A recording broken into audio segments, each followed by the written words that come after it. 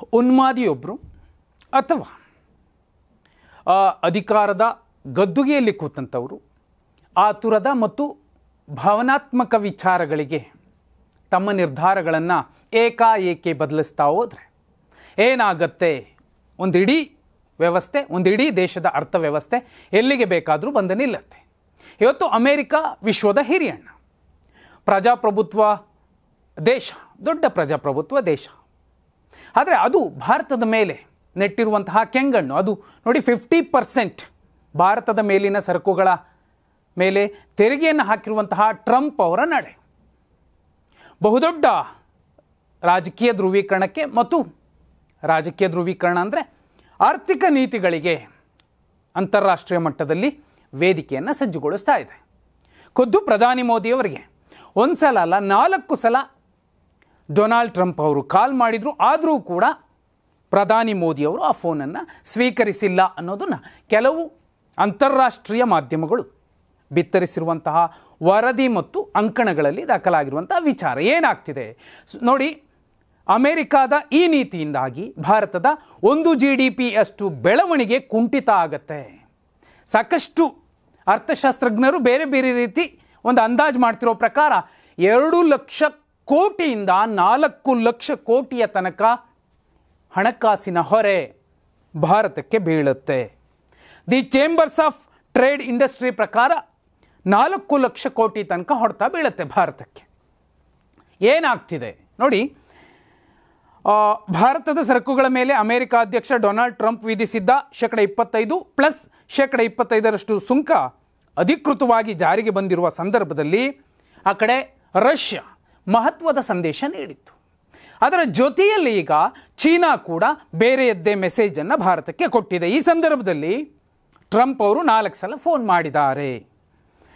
ರಾಜತಾಂತ್ರಿಕ ವಲಯದಲ್ಲಿ ದೊಡ್ಡ ಬಿರುಗಾಳಿ ಎಬ್ಬಿಸಿರುವಂಥದ್ದು ಪ್ರಧಾನಿ ಮೋದಿಯವರು ಟ್ರಂಪ್ ಅವರ ಫೋನ್ ಕಾಲನ್ನು ಸ್ವೀಕರಿಸದೇ ಇರುವಂಥದ್ದು. ಈ ಬಗ್ಗೆ ಜರ್ಮನಿಯ ಪ್ರತಿಷ್ಠಿತ ಪತ್ರಿಕೆ ಫ್ರಾಂಕ್ಫರ್ಟರ್ ಅಲ್ಗಮೈನ್ ಝೈದುಂಗ್ ಅನ್ನುವಂತಹ ಒಂದು ವೆಬ್ಸೈಟ್ನ ವರದಿಯ ಪ್ರಕಾರ ಇತ್ತೀಚೆಗೆ ವಾರಗಳಲ್ಲಿ ಅಮೆರಿಕ ಅಧ್ಯಕ್ಷ ಡೊನಾಲ್ಡ್ ಟ್ರಂಪ್ ಮಾಡಿದ 4 ಫೋನ್ ಕರೆಗಳನ್ನು ಸ್ವೀಕರಿಸಲು ನಿರಾಕರಿಸಿದ್ದಾರೆ ಪ್ರಧಾನಿ ಮೋದಿಯವರು.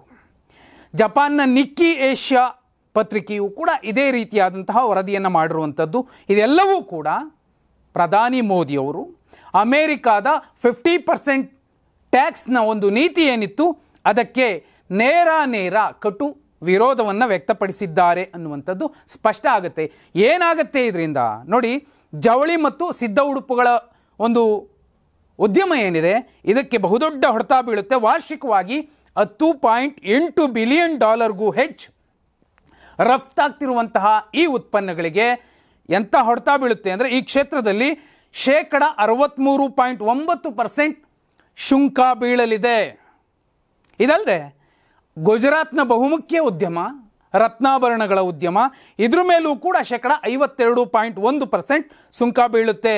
ಇದು ಎಷ್ಟರ ಮಟ್ಟಿಗೆ ಹೊಡೆತ ಕೊಡುತ್ತೆ ಅಂದರೆ ಭಾರತದ ವಜ್ರ ಸಂಸ್ಕರಣೆಯ 80% ಪಾಲನ್ನು ಹೊಂದಿರುವಂತಹ ಸೂರತ್ನಲ್ಲಿ ಈಗಾಗಲೇ ಸಾಕಷ್ಟು ಮಂದಿ ಕೆಲಸವನ್ನು ಕಳೆದುಕೊಂಡಿದ್ದಾರೆ.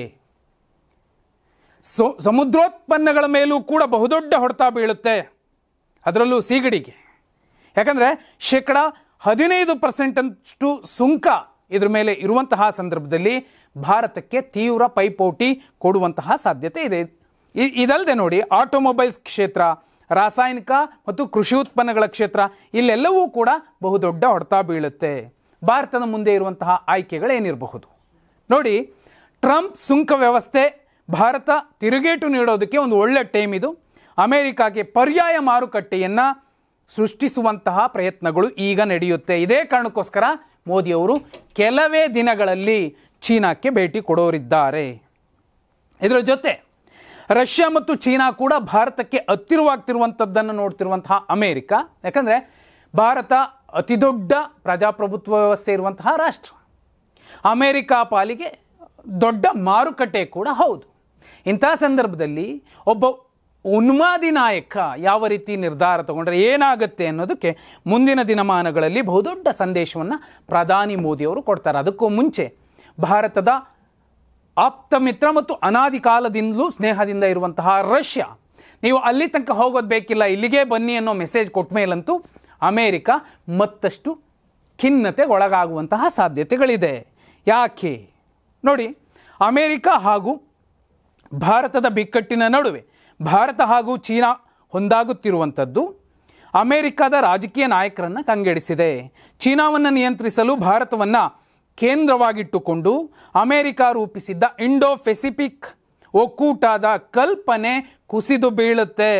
ಭಾರತ ಅಮೇರಿಕ ಸಂಬಂಧ ದುರ್ಬಲಗೊಳ್ಳುತ್ತಿದೆ ಎಂದು ಬಾಯಿ ಬಡಿದುಕೊಳ್ಳುವಂತಹ ಒಂದು ಸ್ಥಿತಿ. ಯಾಕಂದರೆ ಬಹುಪಾಲು ಜನ ಈಗ ಟ್ರಂಪ್ ವಿರುದ್ಧವೇ ಮಾತಾಡ್ತಿರುವಂಥವರು ಈಗ ಅವರದ್ದೇ ದೇಶದಲ್ಲಿ ಈಗ ಅಂಥದ್ದೊಂದು ವಿರೋಧ ವ್ಯಕ್ತವಾಗ್ತಿದೆ. ಭಾರತದ ಜೊತೆಯಲ್ಲಿ ನಾವು ಇಂಥದ್ದೊಂದು ನಿರ್ಧಾರ ತಗೋಬಾರ್ದಾಗಿತ್ತು ಅನ್ನುವಂಥದ್ದು.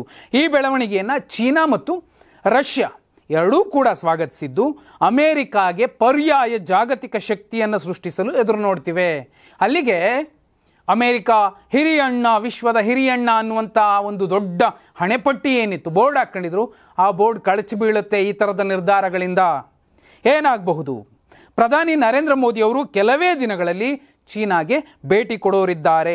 ಶಾಂಘೈ ಸಹಕಾರ ಸಂಘಟನೆ ಶೃಂಗಸಭೆಯಲ್ಲಿ ಭಾಗವಹಿಸುವ ಮೂಲಕ ರಷ್ಯಾ ಅಧ್ಯಕ್ಷ ವ್ಲಾಡಿಮಿರ್ ಪುಟಿನ್ ಕೂಡ ಅಲ್ಲಿಗೆ ಭಾಗವಹಿಸ್ತಾರೆ. ಅಮೇರಿಕಾಗೆ ಸೆಡ್ಡು ಹೊಡೆಯುವಂತಹ ಇಂಥದ್ದೊಂದು ಪ್ರಯತ್ನಕ್ಕೆ ಭಾರತ, ಚೀನಾ ಮತ್ತು ರಷ್ಯಾ ಒಟ್ಟಿಗೆ ನಿಲ್ಲೋ ಮೂಲಕ ಪರ್ಯಾಯ ವ್ಯವಸ್ಥೆಗಳನ್ನು ಒಟ್ಟುಗೂಡಿಸ್ತಿರುವಂತಹ ಮೋದಿಯವರ ನಡೆ, ರಾಜತಾಂತ್ರಿಕ ನಡೆ. ಭಾರತ ಹೀಗೆ ಇರುತ್ತೆ, ಎಲ್ಲವನ್ನು ಏನು ಬೇಕಾದ್ರೂ ಸಹಿಸ್ಕೊಂಡು ಹೋಗುತ್ತೆ ಅನ್ನುವಂತಹ ಏನು ಅಮೇರಿಕ ಇರಬಹುದು, ಬೇರೆ ದೇಶಗಳ ಲೆಕ್ಕಾಚಾರ ಇರಬಹುದು, ಅಂತಹ ಒಂದು ನಿರ್ಧಾರಕ್ಕೆ ಕೊಡಲಿ ಪೆಟ್ಟು ಬೀಳುತ್ತೆ. 50% ಈಗ ಹಾಕಿದ್ದೀವಿ, ನಾಳೆ 60%, 70% ಅನ್ನುವಂತಹ ಉನ್ಮಾದಿಯ ಮಾತುಗಳಿಗೆ ಇನ್ನು ಮುಂದೆ ಬೆಲೆ ಸಿಗೋದಿಲ್ಲ. ಏಷ್ಯಾ ರಾಷ್ಟ್ರಗಳು ಒಟ್ಟುಗೂಡೋ ಮೂಲಕ ಇನ್ನುಳಿದ ಜಗತ್ತಿನ ಬೇರೆಯ ದೇಶಗಳಿಗೆ ಬೇರೆ ಸಂದೇಶ ಕೂಡ ಹೋಗುತ್ತೆ. ಸುಮಾರು 1 GDPಯಷ್ಟು ಹಿನ್ನಡೆ ಭಾರತಕ್ಕಾಗುತ್ತೆ ಈ ಸುಂಕ ನೀತಿಯಿಂದ ಅನ್ನೋದಾದರೆ ಯಾಕೆ ಅದನ್ನು ನಾವು ಮುಂದುವರಿಸ್ಕೊಂಡು ಹೋಗಬೇಕು? ಅಷ್ಟೇ ಅಲ್ಲ, ಇಲ್ಲಿನೇ ನಮಗೆ ಸಾಕಷ್ಟು ದೇಶಗಳಿಂದ ರಷ್ಯಾ ಕೂಡ ರೆಡಿ ಇದೆ, ಚೀನಾ ಕೂಡ ರೆಡಿ ಇದೆ. ಒಂದು ಚೀನಾದ ಉತ್ಪನ್ನಗಳು ಕೂಡ ಇಲ್ಲಿಗೆ ಬರ್ಬೋದು, ಅಥವಾ ರಷ್ಯಾದ ಉತ್ಪನ್ನಗಳು ಮತ್ತು ಭಾರತದ ಉತ್ಪನ್ನಗಳು ಇಲ್ಲಿಂದ ಅಲ್ಲಿಗೆ, ಅಲ್ಲಿಂದ ಇಲ್ಲಿಗೆ ಬರಬಹುದು. ಆದರೆ ಅಮೇರಿಕಾದ ಈ ನೀತಿಯಿಂದ ತುಂಬ ಕಡೆ, ಈಗ ನೋಡಿ ಎಕ್ಸಾಂಪಲ್ ಎಂಥ ನಿರ್ಧಾರಕ್ಕೆ ಬರಬಹುದು ಭಾರತ ಅಂದರೆ, ಅಮೆಜಾನ್, ಫೇಸ್ಬುಕ್, ಇನ್ನೂ ಒಂದಷ್ಟು ಏನು ಅಮೇರಿಕಾದ ಸಂಸ್ಥೆಗಳಿದ್ದಾವೆ, ಅದ್ರ ಮೇಲೂ ಕೂಡ ಕಟ್ಟುನಿಟ್ಟಿನ ಕ್ರಮಗಳನ್ನು ಭಾರತ ಕೈಗೊಳ್ಳಬಹುದು. ಅಂಥದ್ದೊಂದು ನಿರ್ಧಾರಕ್ಕೆ ಭಾರತ ಬಂದರೆ ಆ ಸಂಸ್ಥೆಗಳ ಬಹುದೊಡ್ಡ ಮಾರುಕಟ್ಟೆ ಆಗಿರುವಂತಹ ಭಾರತದ ನಡೆ ಮತ್ತು ನಿರ್ಧಾರ ಆ ಸಂಸ್ಥೆಗಳಿಗೆ ಬಹುದೊಡ್ಡ ಹೊಡೆತ ಕೊಡುತ್ತೆ.